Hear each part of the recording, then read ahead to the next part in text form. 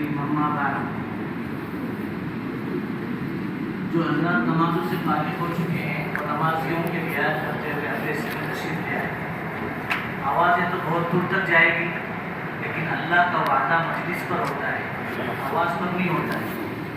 آواز تو حضور میں بیٹھنے والوں کو بھی جائے گی لیکن مجلس پر اللہ تبارک و تعالیٰ کی رحمتیں اترتی بھی ہے جہاں اجتماعیت کے ساتھ لوگ بیٹھے ہوتے ہیں. اس لیے آگے بڑھے, اپنی بات چیت بند کر دیں. اگر اپنا کوئی دوسرا مسئلہ چل رہا ہے تو بہت اچھی بات ہے, لیکن جب سننا ہی ہے تو ذرا آگے آ کر عظمت سے سنیں, اس لیے کہ سننے والوں کی طلب کی برکت سے اللہ تبارک و تعالیٰ کہنے والے کے سینے میں علم کا نزول اور علم اللہ تبارک و تعالیٰ اس میں اتارتے ہیں. تو کمال آپ لوگوں کا ہے, ہمارا نہیں. اس لیے مل کر کے بیٹھے پورے دھیان اور توجہ سے بیٹھے. آج جو ہے تراویح کے اندر 12واں پارہ اور 13واں پارہ آدھا بڑھا گیا. 12ویں اور 13ویں پارے میں دونوں میں ملا کر کے سورہ یوسف ہے. سورہ یوسف یہ وہ سورت ہے جو اللہ تبارک و تعالیٰ نے پوری کی پوری بیک وقت اپنے نبی علیہ السلام پر نازل فرمائی. یہ سورت مکی ہے, یعنی مکہ مکرمہ میں نازل ہوئی. جب اللہ کے نبی علیہ السلام کا مکہ کا آخری دور چل رہا تھا, یعنی اب ہجرت ہونے والی تھی, اس سے کچھ پہلے یہ سورت نازل ہوئی. اس کے نازل ہونے کے دو اسباب لکھے ہوئے کہ کیوں نازل ہوئی. کوئی نہ کوئی واقعہ بنا ہے. تو ایک واقعہ تو یہ بنا کہ کفار قریش آپس میں حضور صلی اللہ علیہ وسلم کی ترقی کو دیکھ کر یہ مشورہ کر رہے تھے, یہ میٹنگ اور یہ پلان کر رہے تھے کہ کیا کرنا چاہیے. یہ تو بہت آگے بڑھ گیا اپنے دین کے پھیلانے میں, اپنے مذہب کے پھیلانے میں, اسلام کے پھیلانے میں, یہ تو بہت آگے بڑھ گیا. کون؟ حضرت محمد صلی اللہ علیہ وسلم. تو کیا کرنا چاہیے؟ تو 3 رائے آئی. ایک تو یہ ہے کہ ہمیشہ کے لیے عمر قید کر دو, ایسی جگہ ان کو غائب کر دو, کڈنیپ کر دو کہ بس پتہ ہی نہ چلے. ایک رائے آئی کہ نہیں, قتل تو کڈنیپ کرنے پر تو کہیں نہ کہیں کچھ نہ کچھ ہو جائے. ایک کام کرنا چاہیے, ان کو جلا وطن کر دیں, مکہ سے ان کو نکال دیں, یہ ہمارے یہاں ہے, اپنی جہاد کی جگہ کسی جنگل میں جا کر کے گھومنا. ایک رائے یہ آئی کہ ان کو جو ہے اعوذ باللہ قتل کر دینا چاہیے. اور وہاں جو ہے کفار قریش اسی الجھن میں تھے کہ یہودیوں سے انہوں نے ملاقات کی, اور یہود کے بارے میں ہم نے کئی مرتبہ سنا بھی ہے, کلام پاک میں پڑھا بھی ہے کہ یہ کسی کے دشمن ہو کہ نہ ہو, مسلمان ہوتے تو ان کے دشمن. اور اللہ نے صاف اعلان کر دیا ہے لا تتخذوا اليهود والنصارى اولیاء, اے ایمان والو یہود اور نصارہ کو اپنا دوست مت کرو, تعلقات رکھو, معاملات کرو, کاروبار کرو, لیکن یہ مت بولو کہ ہمارا دوست ہے, کیونکہ یہود و نصارہ ہمارے دوست نہیں ہو سکتے. تو ان لوگوں سے ملاقات ہوئی تو انہوں نے پوچھا کہ کیا بات ہے, تم لوگ پریشان نظر آ رہے ہیں.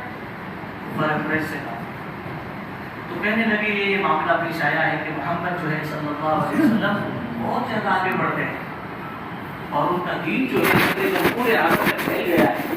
ہم لوگ کیا کرنا چاہیے؟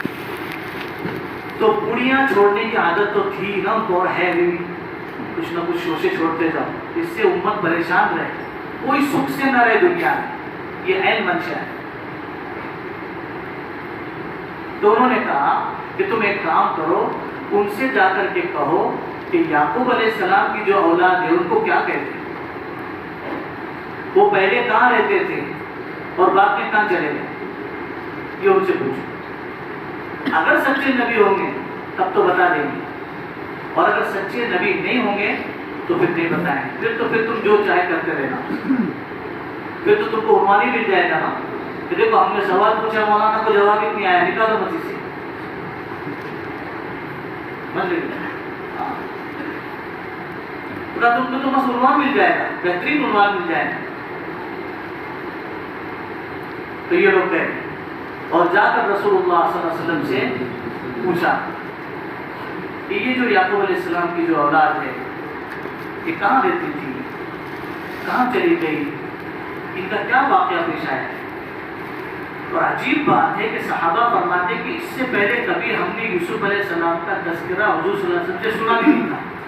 اتنے عرصے میں کوئی موقع ہی نہیں آیا ہوگا ایسا، تو کوئی تذکرہ سننے کی نوبت ہی نہیں آئی تقریباً.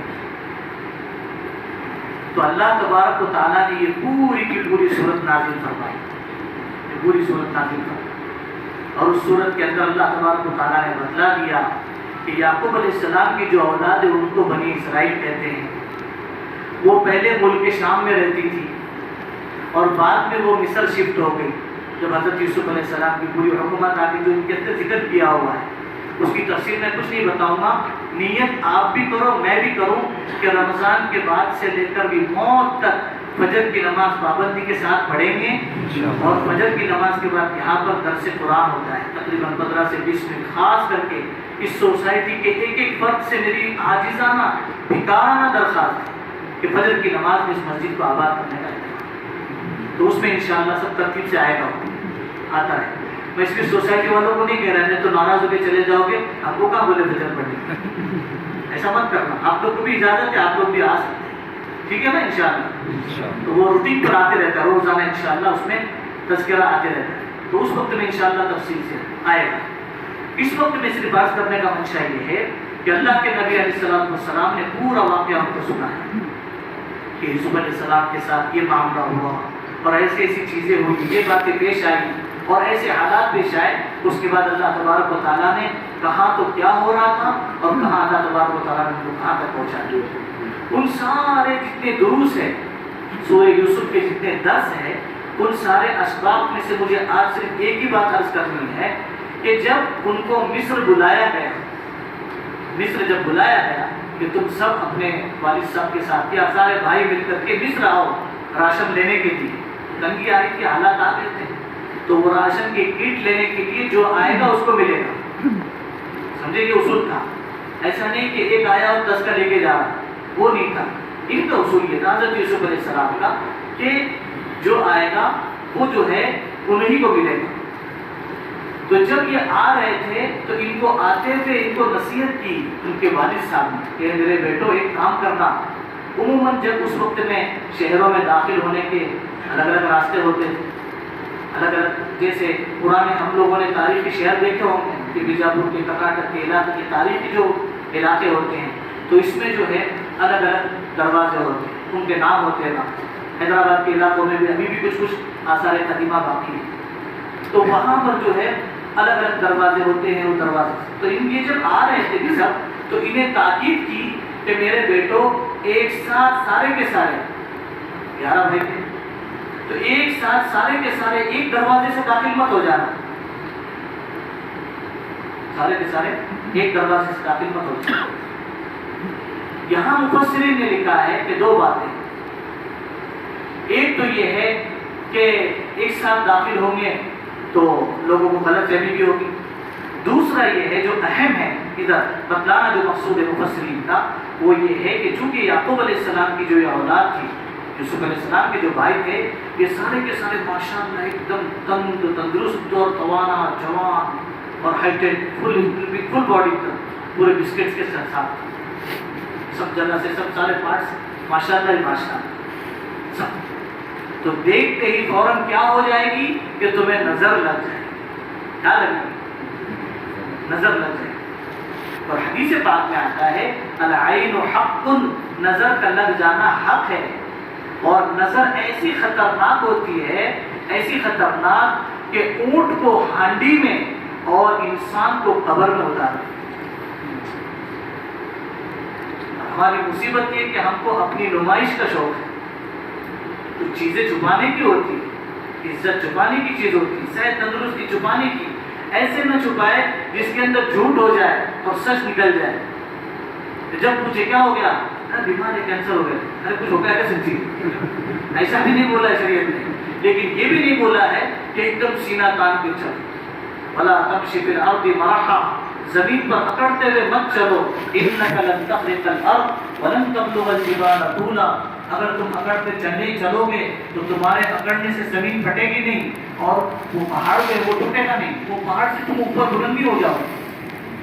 تو شریعت نے طریقہ بتایا ہے. تو اس سے بچانے کے لیے اب یہاں یہ سوچنے کی چیز ہے کہ بچانے کے لیے کون کہہ رہا ہے؟ یعقوب علیہ السلام نبی ہے کہ نہیں؟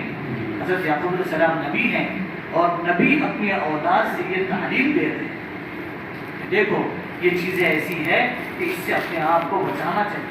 کہیں نظر لگ جائے گی تو نظر لگنے پر کیا ہوگا کہ نظر لگنے پر جو ہے تمہاری صحت بھی خراب ہو جائے گی, اور اس کے ساتھ ساتھ پتہ نہیں کس مصیبت میں مبتلا ہوگا. اب کیا کرنا چاہیے؟ یہ تو ایسے داخل ہو گئے الگ الگ جگہوں سے. اب یہاں سے میرا مضمون دوسرا ہے. اللہ کے نبی علیہ السلام کے زمانے میں حضرت سہل رضی اللہ تعالیٰ, ان کے ساتھ سے حضرت عامر رضی اللہ تعالیٰ, عامر ابن ربیعہ یا ربیعہ ابن عامر, اس میں مجھے کنفیوز ہو گیا تو وہ تھے. تو حضرت سہل رضی اللہ تعالیٰ عنہ کو کہیں غسل کی ضرورت پیش آئی تو حضرت سہل رضی اللہ تعالیٰ عنہ نے کپڑے اتارے. کوئی نہر وہاں کے پاس یا پانی کا جہاں پر انتظام ہوگا وہاں پر کپڑے اتارے. جیسے ہی کپڑے اتارے تو حضرت عامر رضی اللہ تعالیٰ عنہ نے دیکھ کر کے کہا, اللہ, ایسا اتنا حسین اور اتنا خوبصورت جسم تو میں نے کس کا بھی نہیں دیکھا. بس اتنا ہی جملہ. باپرے, اور ایسا ویسا اپنے گناہ کی زبان کے اندر کوئی دوسرے جملے نہیں بولے, خالی بس اتنا ہے, اتنا حسین خوبصورت جسم تو میں نے کس کا بھی نہیں دیکھا. بس یہ جملہ ان کا ختم ہوا. نہانا ختم ہونے سے پہلے ان کو بخار شروع ہو گیا. بخار آنا شروع, تیز بخار. حالانکہ رسول اللہ صلی اللہ علیہ وسلم کے ساتھ ان کا سفر تھا, کہیں سفر میں جانا تھا. حضرت سہل رضی اللہ تعالیٰ, اللہ کے نبی علیہ السلام کے سامنے یہ واقعہ ذکر کیا گیا کہ یا رسول اللہ صلی اللہ علیہ وسلم ایسا ایسا معاملہ پیش ہے. تو اللہ کے نبی صلی اللہ علیہ وسلم نے ربیعہ پر یا عامر رضی اللہ تعالیٰ عنہ پر ناراضی کا اظہار کیا. تم نے ایسا کیوں کہا؟ تم نے ایسا کیوں کہا؟ پھر اب ایک کام کرو, وہ جو علاج بتلایا وہ نظر کا علاج نہ بتلا. اور یہ ذہن میں رکھے, بڑے بڑے محققین سے میری ملاقات ہے اللہ کی دی توفیق سے, اور خاص کر کے عاملوں سے. میں 24 گھنٹے نہیں کرتا ہوں, فکر مت کرنا, اور نہ دیکھتا ہوں, لیکن ان سے ملاقات پر پتہ چلا کہ 99 بیماریاں تقریباً نظر کا اثر ہے.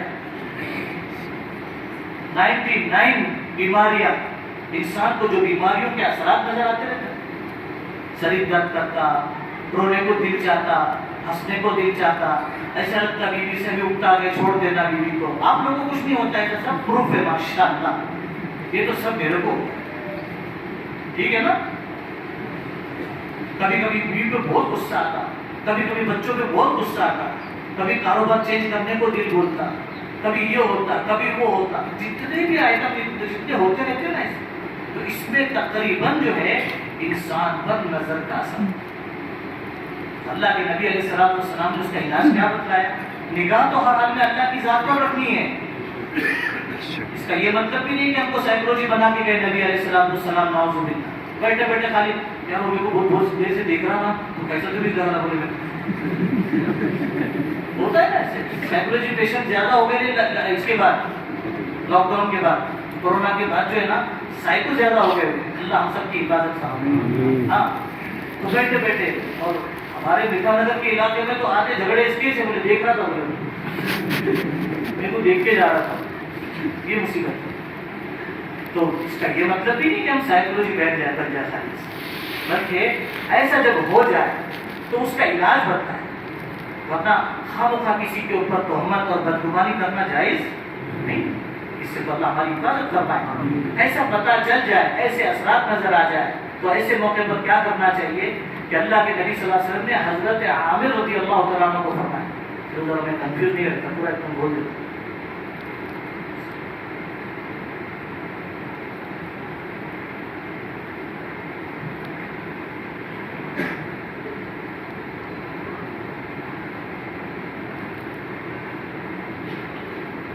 عامر ابن ربیعہ رضی اللہ تعالیٰ عنہ سے فرمایا کہ عامر تم وضو کرو.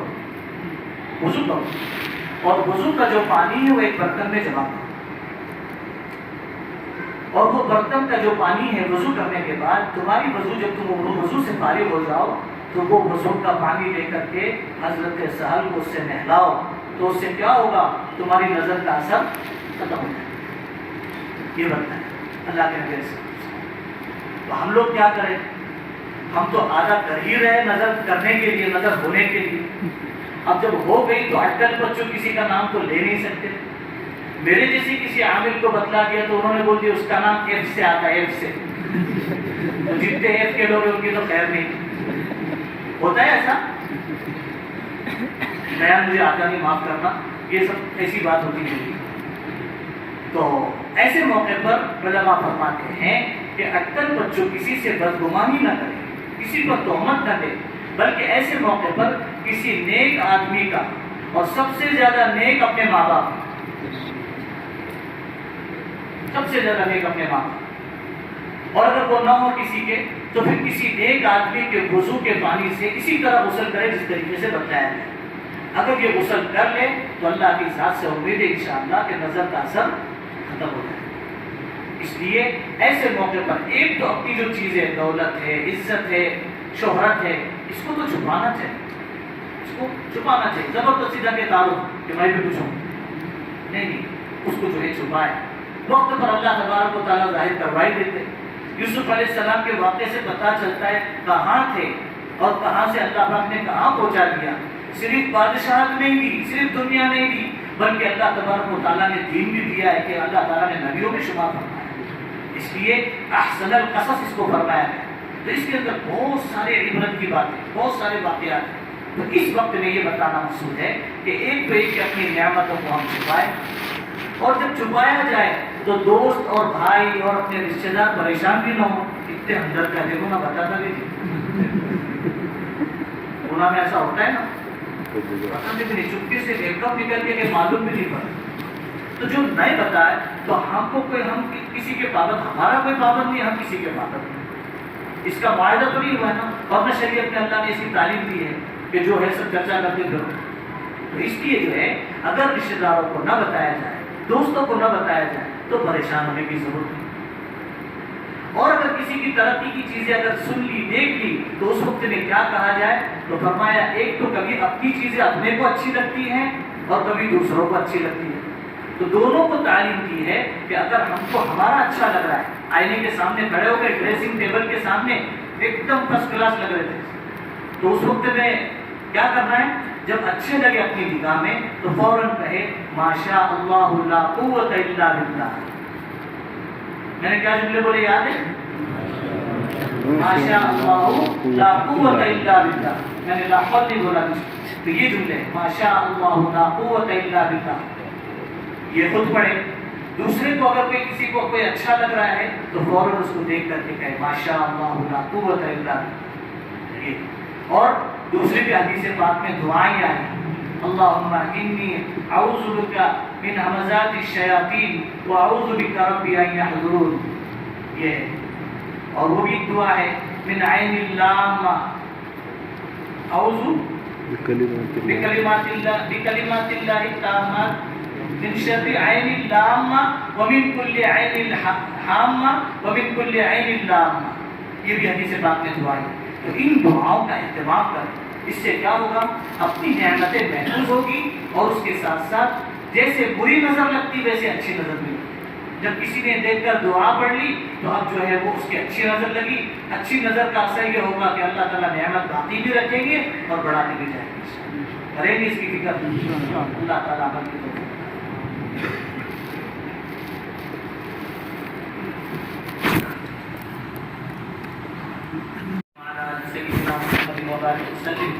اے اللہ ہمارے گناہوں کو معاف فرما، ہماری خطاؤں سے درگزر فرما، کمزوریاں، کوتاہیاں، غفلتیں، نادانیاں، بے فکریاں سب کو معاف فرما۔ اے اکرم الاکرمین، جس فضل سے اچھی اچھی باتیں کہنے کی، سننے کی توفیق عطا فرمائی ہیں، اسی فضل سے اپنے پسندیدہ اعمال کی دولت سے مالا مال فرما۔ رمضان کی برکتوں سے مالا مال فرما۔ اے اللہ رمضان کے انوار و برکات ہمیں نصیب فرما۔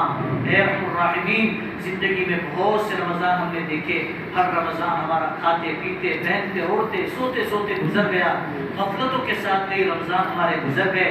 ہمارے کتنے بھائی ایسے ہیں جن کے بڑے ارادے تھے، اس رمضان میں تو تیرا متقی بن کر زندگی گزارنے کا ارادہ کیا تھا۔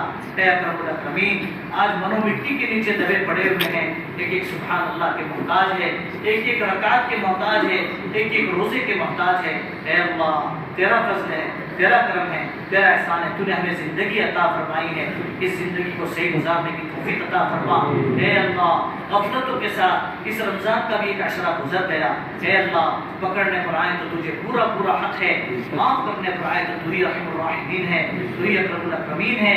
اے اللہ جس فضل سے آج تک نافرمانی کے ساتھ نبھایا ہے، بقیہ زندگی فرما برداری کے ساتھ نبھانے کے فیصلے فرما، ہمارے سارے گناہوں کو معاف فرما۔